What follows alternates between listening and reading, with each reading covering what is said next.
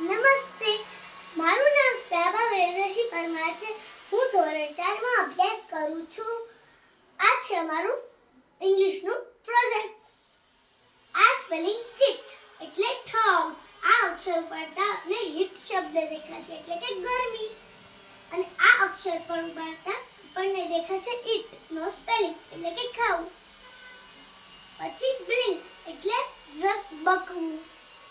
પછી આ બી ઉપાડી લેતા આપણને લિંક દેખાશે. લિંક એટલે કડી, અને એલ પર ઉપાડવામાં આવે તો ઇંક એટલે કે શાહી.